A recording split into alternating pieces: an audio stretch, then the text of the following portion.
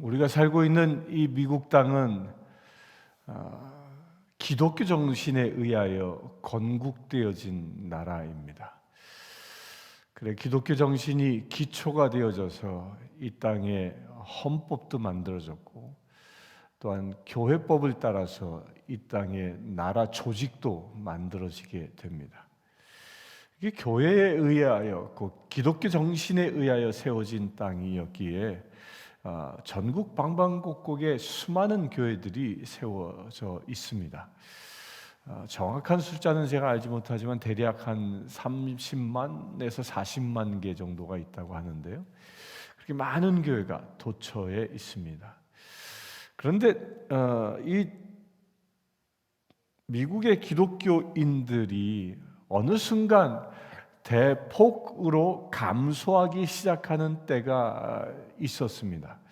그때가 언제냐면 1960년대와 70년대를 거치면서 교회의 성도수들이 대거 줄어들기 시작합니다. 감리교, 이 바티스트 교회, 장로교회, 우리 성공회도 마찬가지고요. 이런 대형 교회 교단들의 교세가, 교인들의 수가 상당히 많이 줄어들기 시작합니다. 어떤 교단은 그새 약 150만 명 이상의 교인들이 빠져나갔다고 할 정도로 굉장히 크게 감소합니다. 그러면서 교회가 이제 주일날 교회에 나가는 이 사람보다 주일날 교회에 나가지 아니하는 사람들이 더 많아지기 시작하는 그런 시기가 60년대부터 70년대에 걸쳐서 일어납니다. 이런 증상을 놓고 로버트 핑크라는 한 사람이 왜 교회가 이렇게 감소하고 쇠퇴하게 되었는가, 그 원인을 이렇게 분석해서 책을 썼는데 그 결론은 아주 간단했습니다. 교회가 쇠퇴하는 이유는 교회가 교인들에게 너무 작은 것을 요구했기 때문이다라고 결론을 맺었습니다. 너무 작은 것을 요구했기 때문이다. 반면에 1990년대에 미국의 약 100여 개 교회가 메가처치로 성장하는 교회들이 생겨납니다. 그 교회를 놓고 다시 연구해 보니까 왜 이렇게 교회가 쇠퇴하고 있는 시절임에도 불구하고 왜 이 특정 교회들은 교회가 부흥했는가, 메가처치로 성장했는가, 그 이유를 연구해 보니까 그 이유는 이거였습니다. 교회가 교인들에게 많은 것을 요구했기 때문이었다. 여러분들, 이 말의 뜻이 무엇인지 아십니까? 교회가 교인들에게 적은 것을 요구했을 때는 교회가 쇠퇴했지만, 교회가 교인들에게 많은 것을 요구했을 때는 오히려 교회가 부흥했다라는 겁니다. 이 말이 무슨 이야기입니까? 1960년대에 들어와서 세상이 급변하기 시작합니다. 과학 문명이 발달하고 특히 미국은 케네디 대통령을 비롯해서 신사조들이 들어오기 시작하면서 세상이 엄청나게 변화되어집니다. 그 2차 세계대전이 끝난 이후에 새로운 부흥, 베이비 붐 세대에 의하여 새로운 부흥들이, 새로운 사조들이 세상을 장악하고 있을 때에 교회가 무슨 일을 했냐면 교회가 세상과 같아지려고 했던 것입니다. 그리하여 교인들로 하여금 말씀에 집중하기보다도 어떻게 하면 세상과 비슷해질 수 있는가, 그 세상과 비슷하게 살아가도록 권면했던 것입니다. 왜냐하면 세상과 동떨어져 있는 존재가 아니라 세상 속에 들어가 세상과 동화되어지는 것이 교회가 해야 할 일이라고 생각했던 것입니다. 그렇게 되어지면 세상 사람들이 교회에 다시 돌아올 수 있는, 곧 교인들이 세상 사람들의 눈높이에 맞춰서 살아가면 그 세상 사람들이 교인들을 좋아하여 교인들과 합하여 다시 교회에 돌아올 수 있다라고 생각했던 것입니다. 그런데 결과는 정반대였던 것입니다. 교인들이 세상의 것들을 용납하고 교인들이 그렇게 세상과 동화되어 살아가도록 용인하고 나니까 세상 사람들이 교회에 돌아온 것이 아니라 오히려 교인들이 세상으로 빠져나가는 그런 역현상들이 일어났던 것입니다. 반면에 90년대에 이 땅에 메가처치로 성장한 교회들은 세상의 가치관과 다른 하나님의 말씀으로 훈련하고 말씀대로 살아간 구별된 삶을 살아가도록 요구했고, 그렇게 말씀을 훈련시키니까 세상 사람들과 다르게 살아가도록 훈련하니까, 그리하여 그들의 삶의 전부를 하나님께 드리도록 그들의 삶의 전부를 요구하니까 교회가 부흥하더라는 것입니다.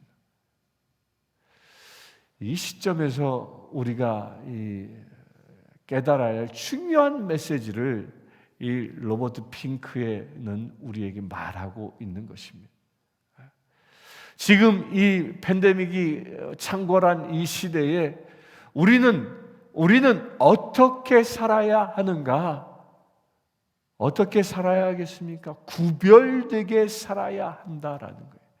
세상이 힘들고 어려운 이 세상 가운데에서 우리 그리스도인들은 진정 구별된 자로, 빛된 자녀로, 어둠과 빛은 확연히 구분되어지는 것처럼 빛된 자녀로 구별된 삶을 살아가야 한다는 겁니다. 내 삶의 적당한 부분은 세상에 두고 내 삶의 일정한 부분만 교회에 두고 이렇게 양다리 걸침의 삶이 아니라 완전히 구별된 삶, 내가 세상에 속한 자가 아니라 하늘에 속한 자답게 살아가는 삶, 이런 삶을 살아가야 할 때라는 것입니다. 우리가 이렇게 구별된 세상과 다른, 세상 사람들과 다르게 빛된 삶을 살아가기 시작할 때에 우리 교회는 부흥할 수 있을 것이고, 여러분들 하나님의 자녀답게 살아감으로 인하여 하늘의 축복을 얻는 놀라운 역사가 일어날 것입니다. 제가 왜 이렇게 서두에 장황하게 말하냐면, 오늘 골로새서 3장 1절에서 11절까지가 이 이야기를 하고 있습니다. 1절부터 4절까지 봅니다.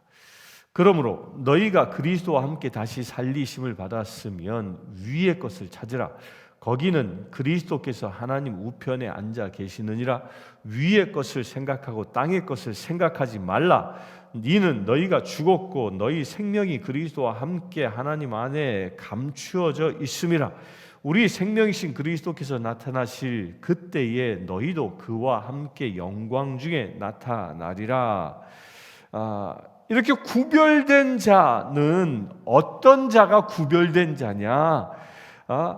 우리가 그리스도와 함께 다시 살리심을 받은 자, 죽음의 권세에 있는 자가 아니라 이제 생명에 죽어가는 자가 아니라 영생을 얻은 자, 이 영생을 얻은 자는 무엇을 찾습니까? 세상 것을, 땅의 것을 찾지 아니하고 하늘의 것을 찾는 자라는 것입니다. 위의 것을 찾으라, 하늘의 것을 찾으라, 하늘의 가치를 찾으라는 것입니다. 세상의 가치를 찾아, 세상의 가치를 찾아 떠도는 삶을 사는 것이 아니라 하늘의 영원한 진리를 찾아 사는 자로 살라는 것입니다. 이것이 구별된 자인 것입니다. 이것은 바로 우리의 시선을 어디에 두냐는 것이에요. 여러분들의 시선을 어디에 두고 있습니까? 세상 가치에 시선을 두고 있습니까? 세상에서 어떻게 하면 잘 먹고 잘 살 것인가에 모든 관심이 있다면 그 시선을 이제 하늘에 돌릴 수 있게 되길 바랍니다. 세상의 것은 아무리 그것이 부귀 영화가 아무리 창궐한다 할지라도, 그것이 나에게 엄청난 금은보화를 준다 할지라도 그것은 영원하지 않습니다. 내 육적인 생명이 끝나면 그 모든 것도 동시에 끝나버리고 마는 것이죠.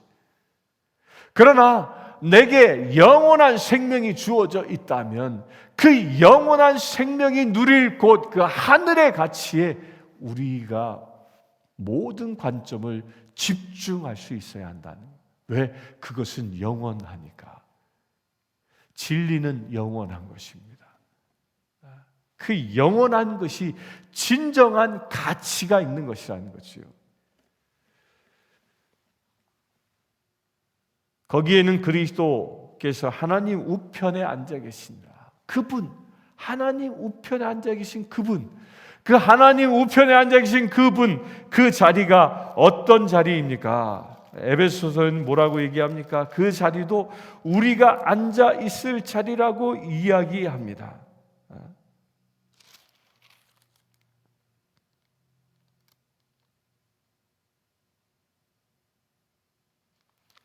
우리는 그리스도에게 속한 자이기 때문에 예수 그리스도의 보좌, 그 우편이 우리의 자리고 그것을 바라볼 수 있어야 하는 겁니다. 이것을 계시록엔 뭐라고 얘기합니까? 주님의 보좌가 있고 그 주변에 흰옷 입은 주의 백성들이 둘러싸고 있다. 바로 그 자리를 바라볼 수 있어야 하는 것입니다. 우리가 그 흰옷 입은 백성으로 주님 보좌에, 주님 보좌를 둘러서고 있는 그 자리, 영원히 있을 그 자리를 바라보며 살아갈 수 있어야 한다는 겁니다. 그래서 2절에 위의 것을 생각하고 땅의 것을 생각하지 말라라고 사도 바울은 단호하게 이야기합니다. 하나님의 나라의 가치를 가지고 살라는 것입니다. 적당히 세상 것과 희석되어져 사는 존재가 아니라 온전히 나의 모든 관심을 하나님께 드리며 살아가는 삶, 이것을 사도 바울을 통하여 우리에게 말씀하고 있는 겁니다. 그렇게 온전히 하늘의 것을 바라보고 사는 자는 어떤 삶을 살고 있느냐? 3절에 보면 이는 너희가 죽었고 너희 생명이 그리스도와 함께 하나님 안에 감추어졌음이라. 우리 생명이신 그리스도께서 나타나실 그때에 너희도 그와 함께 영광 중에 나타나리라. 이 말씀을 통하여 우리의 과거, 현재, 미래를 사도 바울은 말합니다. 우리의 과거는 무엇입니까? 우리는 이제 죄에 대하여는, 그 세상 것에 대하여는 다 죽은 자라는 것이에요. 우리는 세상 것에 대하여 죽었기 때문에 그 세상의 가치에 대해서는 반응하지 않는 것입니다. 그 세상의 가치란 무엇입니까? 나의 육적인 가치인 것입니다. 나의 육적인 욕망에 대한 것에 대해서는 우리가 이제 더 이상 반응하지 아니한다. 왜? 그것은 십자가에 못 박혀 죽었기 때문에. 이렇게 십자가에 못 박혀 죽었다라고 선언하는 삶, 그렇게 선언하고 죽은 자답게 살아가는 것, 이것이 바로 하늘을 바라보며 사는 자라는 것입니다. 나의 전부를 하나님께 드리며 살아가는 사람의 그 삶의 기본적인 태도라는 것입니다. 이 시간 예배하는 주의 사랑하는 성도님들, 여러분들 육적인 욕망에 반응하지 마시길 축원합니다.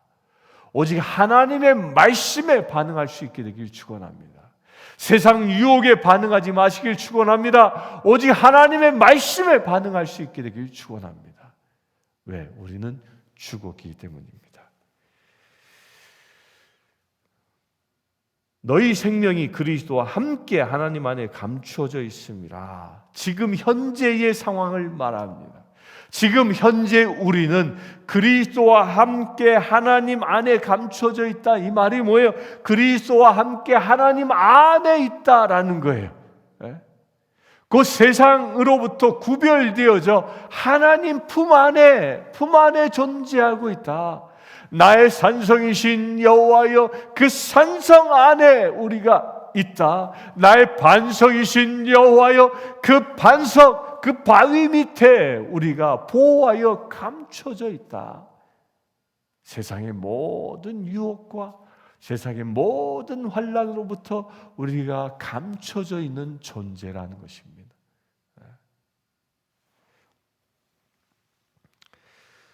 그리고 우리의 미래는 어떻습니까? 우리 생명이신 그리스도께서 나타나실 때 그때 너희도 그와 함께 영광 중에 나타나리라. 이게 우리의 미래입니다. 우리의 미래는 예수 그리스도가 나타나실 때에 우리도 영광 중에 다시 나타날 것이라는 그 우리의 미래, 이것이 우리가 받을 약속의 미래인 것입니다. 이 영광 중에 나타나는 그 미래가 과연 어느 때입니까? 그때가 바로 주님의 재림 때인 것입니다. 휴거가 되어지는 그 재림 때, 우리는 그 재림의 때를 소망하며 사는 존재입니다. 주께서 나팔 불어 구름 타고 내려오실 그날에 우리도 들리움 받아 주의 나라에 들어가는 그때를 사모할 수 있게 되길 바랍니다. 그때가 진정 우리가 소망한 그 미래이기 때문입니다. 휴거가 언제 일어날지는 정확히 알지 못합니다. 그런데 요즘 시대를 보면 정말 휴거가 일어날 날이 멀지 않았다라는 것을 피부로 느끼지 않습니까? 환경론자들은 이렇게 얘기합니다. 이 지구는 이대로 오염 속도를 이대로 그냥 밟고 가면 2050년을 넘기지 못할 것이다. 2050년이 되면 이 지구가 더 이상 사람이 살 수 없는 그런 험악한 땅이 되고 만다는 것입니다. 이렇게 경고하고 있는 것이죠. 그런데 그런 경고가 있을 때 우리는 무슨 생각이 듭니까? 이 4절의 말씀처럼 그리스도와 함께 영광 중에 나타나는 그날을 우리가 소망하게 되는 것입니다. 지구가 마지막 심판을 받을 때, 멸망에 나아갈 때, 그 멸망 가운데에 던져지는 존재가 아니라 노아의 홍수의 심판 때에 물에 쓸려 죽어갔던 그 수많은 백성처럼 되는 존재가 아니라 구원의 방주에 올라 새 생명의 나라, 새 나라를 일구어 나가는 그런 축복의 자녀가 되는 것이 우리의 미래라는 것입니다. 그 미래의 주인공 될 수 있게 되길 축원합니다. 그렇게 미래의 주인공, 부활의 영광에 참여하는 휴거되어져 새하늘과 새 땅을 차지할 수 있는 자, 그런 자가 과연 어떤 사람인가? 5절에 이렇게 얘기합니다. 그러므로 땅에 있는 지체를 죽이라. 곧 음란과 부정과 사욕과 악한 정욕과 탐심이니 탐심은 우상 숭배니라. 아멘이십니까? 땅에 있는 지체를 죽이라. 이 땅에 속해 있는 욕망을 죽이라. 그것은 음란, 부정, 사욕, 악한 정욕, 탐심은 우상 숭배라. 이 모든 우상 숭배하는 것들을 저 십자가에 못 박으라. 적당히 타협하지 마시길 바랍니다. 음란과 적당히 타협하고 부정부패와 적당히 타협하고 개인적인 욕심을 취하고 악한 정욕을 따라서 탐심에 사로잡혀 살지 말라는 것입니다. 하나님께서 여러분들을 재물을 주실 때는 나의 호의호식을 위해서 주는 것이 아님을 여러분들 분명히 깨달을 수 있게 되길 바랍니다. 하나님께서 여러분들에게 재물을 주심은 그것을 통하여 하나님의 나라를 이루라고 주시는 것입니다. 하나님께서 여러분들에게 지식을 주시면, 지혜를 주시면, 능력을 주시면 그것은 나를 위하여 사용하라는 것이 아니라 오직 주님의 나라의 건설을 위하여 사용하라는 것입니다. 여러분들에게 건강을 주셨습니까? 강력한 에너지를 주셨습니까? 그것을 엉뚱하게 음란과 정욕에 사용하지 마시라는 거예요. 무엇을 위해서 쓰라? 하나님의 나라의 건설을 위하여 사용하라는 것입니다. 그렇게 될 수 있기를 바랍니다. 이것이 우리가 세상과 구별된 자의 모습인 것입니다. 6절 이것들로 말미암아 하나님의 진노가 임하느니라. 이렇게 탐심에 우상 숭배하면 하나님의 진노를 받지만 이것을 온전히 십자가에 못 박아 땅에 있는 지체를 죽이는 삶을 살고 하나님의 나라를 보고 사는 자는 거꾸로 얘기하면 무엇이에요? 하나님의 축복이 많은 것입니다. 7절 너희도 전에 그 가운데 살 때에는 그 가운데서 행하였으나 이제는 너희가 모든 것을 벗어버리라. 곧 분함과 노염과 악의와 비방과 너희 입에 부끄러운 말이라. 너희가 서로 거짓말을 하지 말라. 옛사람과 그 행위를 벗어버리고 새 사람을 입었으니 이는 자기를 창조하신 이의 형상을 따라 지식에까지 새롭게 하심을 입은 자니라. 이렇게 하나님의 나라 축복, 하나님의 나라를 일구며 하나님의 축복을 받는 자는 구체적으로 어떻게 살아갑니까? 이런 모든 음란, 부정사욕, 악한 정욕, 탐심들을 벗어버리고 곧 분함과 노여움, 이 감정의 분함과 노여움이라는 건 뭐예요? 이 감정의 힘을 휘둘려 살아갔던 것들을 버리라는 거예요.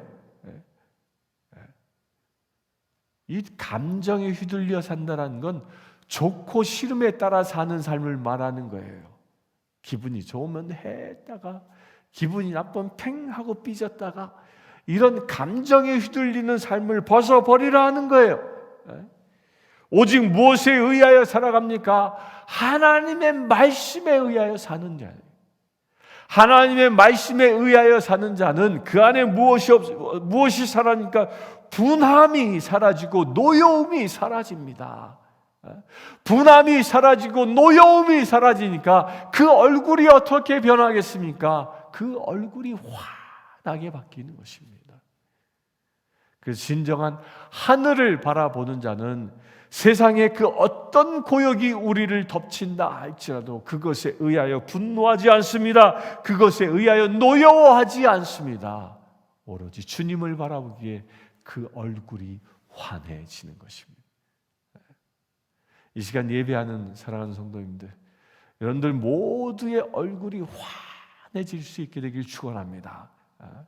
이것이 오직 예수에 의하여 기뻐하며 항상 기뻐하며 살아갈 수 있는 비밀인 것입니다.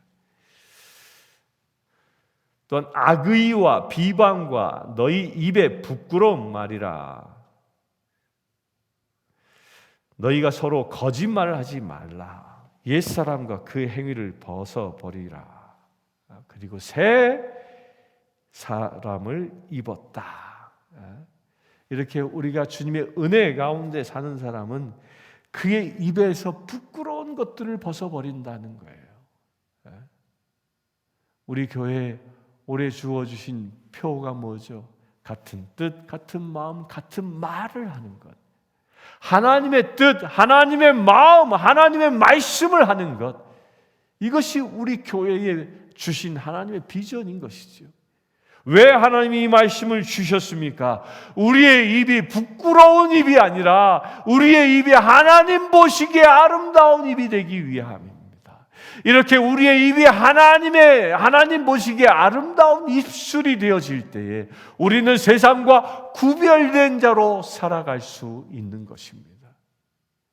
우리 사랑하는 성도님들, 여러분들의 뜻이 하나님의 뜻이 될 수 있기를 축원합니다. 여러분들의 마음이 하나님의 마음 되길 축원합니다. 여러분들의 입술이, 여러분들의 말이 하나님의 말씀으로만 채워질 수 있게 되길 축원합니다.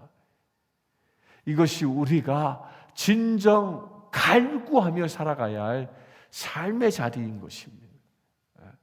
적당히 타협하며 사는 것이 아니라 온전히 하나님의 말씀에 의하여 온전히 나의 시선을 오직 하나님의 것, 하늘을 위의 것을 바라보며 사는 자, 이것이야말로 하나님의 복된 자녀인 것입니다. 우리 교회에 이런 분들이 하나 둘씩 늘어나기 시작할 때 진정한 부흥이 일어나는 것입니다. 너희가 서로 거짓말을 하지 말라. 옛사람과 그 행위를 벗어버리고 우리가 하나님을 만나기 이전, 거듭나기 이전의 모든 행위들, 그 거짓된 행위들을 벗어버리고 새 사람을 입었으니 이는 자기를 창조하신 이의 형상을 따라 지식에까지 새롭게 하심을 입은 자니라. 자기를 창조하신 이의 형상을 따라, 곧 하나님께서 우리를 창조하신 그 창조의 원형을 회복한다라는 거예요. 아담과 하와를 창조하신 그 원형, 에덴에서 행복하게 하나님과 함께 살아갔던 그 원형의 모습, 근심과 걱정 없이 하나님과 동행하며 살았던 그 창조의 원형의 모습, 아무것도 입지 않아도 부끄럽지 않았던 그 원형의 모습.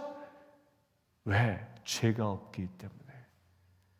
오직 죄 없이 구별된 자, 거룩한 자의 그 모습을 회복하였기 때문에 이것이 새 사람인 것입니다. 우리는 세상에 속해 있는 죄인이 아니라 우리는 하늘에 속해 있는 거룩한 자, 새 사람이라는 것입니다. 이 새 사람 되기 위하여 살아가는 것이 이 세상에서 우리 삶의 목표인 것입니다. 이것이 구별된 것입니다. 우리 그리스도인들은 세상과 적당히 타협하며 살아갈 때에 우리의 영적인 생명은 끝나갑니다.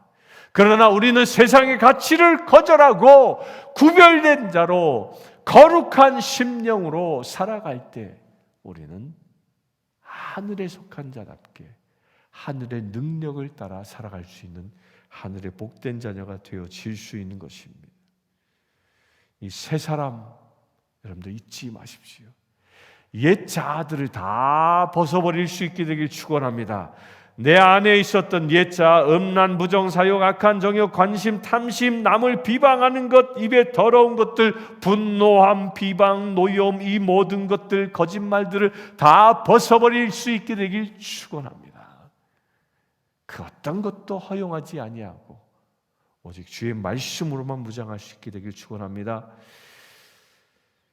그것이 바로 창조하신 이의 형상을 회복하는 은혜의 자리입니다. 11절 거기에는 헬라인이나 유대인이나 할레파나 무할레파나 야만인이나 수구디아인이나 종이나 자유인이 차별이 있을 수 없나니 오직 그리스도는 만유시요 만유 안에 계시느니라. 이렇게 우리가 거룩한 성별된 삶을 살아가는 그 삶의 자리에 있는 모든 이들에겐 차별이 없습니다. 인종의 차별이 없습니다. 민족의 차별이 없습니다. 부자와 가난한 자의 차별이 없는 것입니다. 높은 자와 낮은 자의 차별이 없는 것입니다. 온전히 우리는 오직 하나님의 자녀의 모습을 회복하는 것이죠.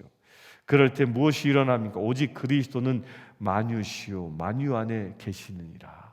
만유 모든 창조물 안에 주인 되시고 그 안에 계시는 분이 예수 그리스도이신 것처럼 우리도 이 만유 안에 있는 곧 만유를 다스리는 존재가 되어지는 것입니다.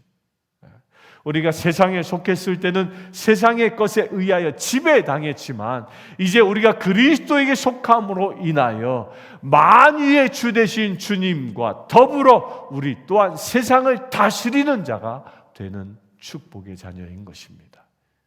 하늘에 속하여 세상을 다스리는 자 될 수 있게 되길 축원합니다. 세상에 속하여 세상에 지배당하는 자가 아니라 하늘에 속하여 세상을 다스릴 수 있는 그래야 만유의 주제신 예수 그리스도처럼 우리가 세상에 좌정하여 하늘에 좌정하여 세상을 다스리고 세상을 하나님의 나라 되게 할 수 있는 저와 여러분들 되실 주의 이름을 축원합니다. 잠시 기도하겠습니다. 주 아버지 하나님, 우리 안에 있는 탐심들, 우상 숭배들 그 모든 것들을 벗어버립니다. 악의와 비방과 입에 부끄러운 것들을 저 십자가에 못 박습니다. 이제 옛사람은 죽었사오니 우리들 가운데 새 사람 되게 하셨사오니 아버지 하나님 새 사람 곧 하늘에 속한 자답게 이 세상을 살아가는 저희들 되길 원합니다. 오늘 하루의 삶을 통하여서도 세상과 구별된 자, 세상에 속하여 세상에 지배당하는 자가 아니라 하늘에 속하여 세상을 다스릴 수 있는 믿음의 세대들 되게 하여 주시옵소서. 우리 주 예수 그리스도의 이름으로 기도드리옵나이다. 아멘. 지금 우리 주 예수 그리스도의 은혜와 하나님의 크신 사랑과 성령님의 감화감동교통 치유하심이 이 시간 예배하는 하늘에 속한 주의 사랑하는 모든 세대들 위해 지금부터 영원토록 함께 하실지어다. 아멘. 아프리카 케냐의 마소교교의 고아원생 스테이시는 여자아이입니다. 스테이시는 초등학교 진행을 희망합니다. 장래 간호사가 되는 것이 꿈입니다. 이 아이는 매달 학비와 점심 식사 비용으로 30불이 필요합니다. 이 아이의 후원자를 찾고 있습니다.